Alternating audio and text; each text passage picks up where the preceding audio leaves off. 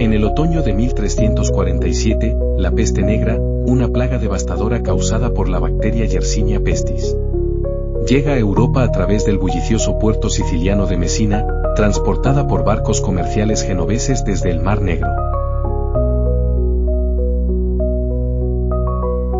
La enfermedad, propagada por pulgas en ratas y el contacto humano, se manifiesta con síntomas grotescos: bubones negros, fiebre y un dolor agónico, matando a la mayoría de las víctimas en pocos días.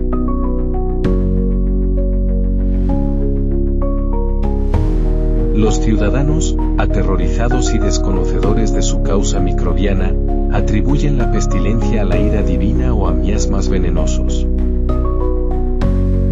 Mientras los muelles del puerto, antes llenos de comercio, se convierten en escenarios de caos con cadáveres amontonados en las calles. Los mercaderes y marineros, al huir hacia el interior, llevan la plaga sin saberlo a la Italia continental, desencadenando una pandemia que acabará con un estimado del 30 al 50% de la población europea. La escena es de temor y confusión, ya que las vibrantes rutas comerciales mediterráneas, la savia de las economías medievales, se convierten en conductos de muerte. A principios de 1348, la peste arrasa las prósperas ciudades-estado de Italia, golpeando Florencia, Venecia y Génova con una ferocidad implacable. En Florencia, según relata Giovanni Boccaccio en el Decamerón, las familias abandonan a sus seres queridos y los sacerdotes se niegan a administrar los últimos ritos, temiendo el contagio. Las estrechas calles de la ciudad, bordeadas de casas de piedra, están impregnadas del hedor de la descomposición, mientras los carreteros recogen cuerpos bajo el lamento de las campanas de las iglesias. El orden social se desmorona, artesanos y trabajadores mueren, los mercados colapsan y los gremios luchan por funcionar, mientras los ricos huyen a villas en el campo, dejando a los pobres enfrentarse a la pestilencia. La escena captura el desmoronamiento de la vida urbana, mientras la peste expone la fragilidad de los sistemas interconectados de la sociedad medieval. La propagación de la peste negra sigue las rutas comerciales hacia el norte, llegando a Francia a finales de 1348, donde París, el corazón intelectual y cultural de Europa, se convierte en un osario. En los abarrotados edificios de viviendas, familias enteras sucumben, sus cuerpos marcados por bubones y delirios, mientras los médicos, armados solo con sangrías y remedios herbales, se muestran impotentes ante la enfermedad. La Iglesia, pilar de la vida medieval, declara la peste como un castigo por los pecados, instando a procesiones y movimientos de flagelantes que, sin saberlo, propagan aún más la infección. A la sombra de Notre Dame, los parisinos desesperados acuden en masa a los santuarios, aferrándose a reliquias de santos, mientras el aire se llena de oraciones y el tañido de campanas, un testimonio inquietante del descenso de la ciudad a la desesperación. A lo largo de Europa, las comunidades marginadas, especialmente los judíos, se convierten en chivos expiatorios de los horrores de la peste, acusados de envenenar pozos en una ola de paranoia infundada.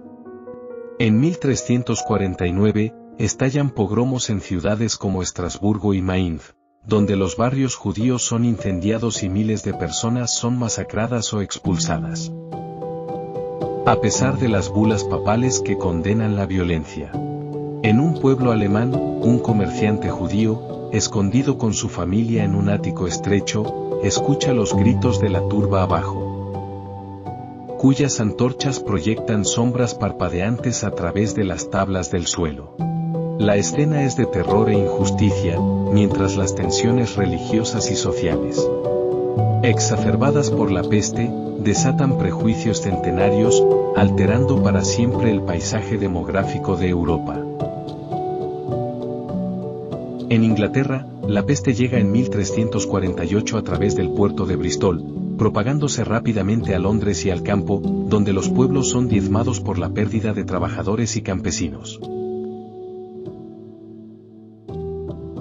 Los registros señoriales anotan campos abandonados y cosechas podridas, mientras el sistema feudal se tambalea bajo el peso de la mortalidad masiva.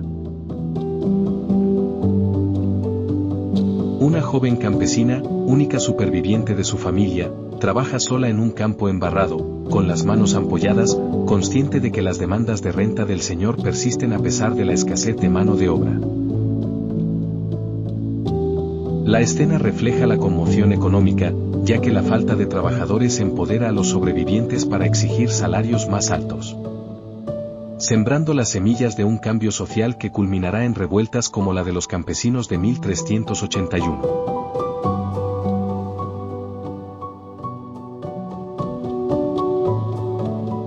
La respuesta médica a la peste negra, basada en la teoría humoral medieval, resultó inútil, ya que los médicos usaban máscaras con forma de pájaro rellenas de hierbas para protegerse de los miasmas, mientras que sus lancetas y sanguijuelas no ofrecían alivio. En una abarrotada botica en Aviñón, un médico mezcla pociones de agua de rosas y teriaca, mientras su aprendiz, tembloroso, atiende a un noble moribundo, con la piel ennegrecida por la gangrena. La Iglesia, recelosa de las autopsias, desalentaba la investigación científica. Pero algunos académicos, como los de la Universidad de París, comenzaron a cuestionar las teorías de los miasmas, sentando las bases para futuros avances médicos. La escena subraya los límites del conocimiento medieval, donde la fe y la superstición chocaban con el deseo de comprender la causa de la peste. La religiosidad se intensifica durante la peste, mientras los europeos, atenazados por el miedo al juicio divino, recurren a expresiones extremas de piedad. Bandas de flagelantes recorren el campo, con las espaldas ensangrentadas por latigazos autoinfligidos, entonando himnos para apaciguar la ira de Dios, mientras atraen multitudes que propagan aún más la enfermedad.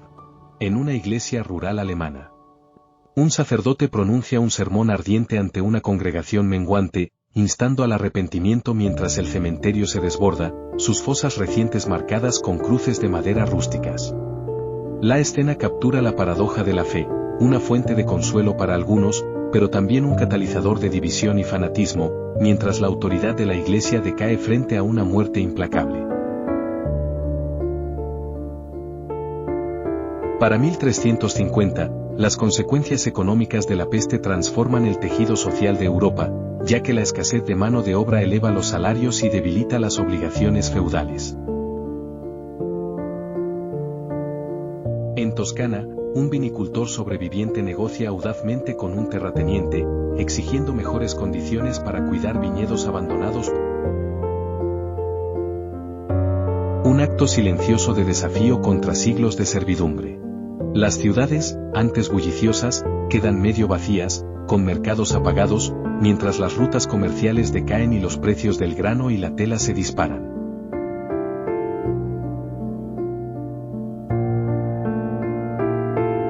La escena refleja un punto de inflexión, ya que la peste acelera el declive del feudalismo y empodera a las clases bajas, preparando el escenario para una economía más dinámica, aunque desigual, en la Baja Edad Media. El impacto psicológico de la peste negra deja una huella imborrable, fomentando una cultura obsesionada con la mortalidad, evidente en el arte de la danse macabre y el memento mori que proliferan tras la plaga. En un scriptorium tenuemente iluminado en Flandes, un monje ilustra un manuscrito con figuras esqueléticas que guían a reyes y campesinos a sus tumbas, su pluma temblando al recordar los horrores de la peste. Los sobrevivientes lidian con la culpa y la desesperación, cuestionando la misericordia de Dios, mientras otros abrazan el hedonismo, buscando placeres fugaces en tabernas llenas de risas estridentes y cerveza derramada. La escena refleja la dualidad de la respuesta humana, una fascinación mórbida con la muerte junto a una voluntad desafiante de vivir, moldeando el espíritu cultural del periodo medieval tardío. Cuando la peste negra disminuye hacia 1351, Europa emerge profundamente transformada, con su población reducida a la mitad, sus economías trastornadas y sus estructuras sociales tensionadas. En un tranquilo pueblo italiano, Una niña huérfana por la peste planta semillas en un campo recuperado de las malas hierbas. Un pequeño acto que simboliza la resiliencia en medio de la ruina. El legado de la pandemia perdura en los derechos fortalecidos de los campesinos.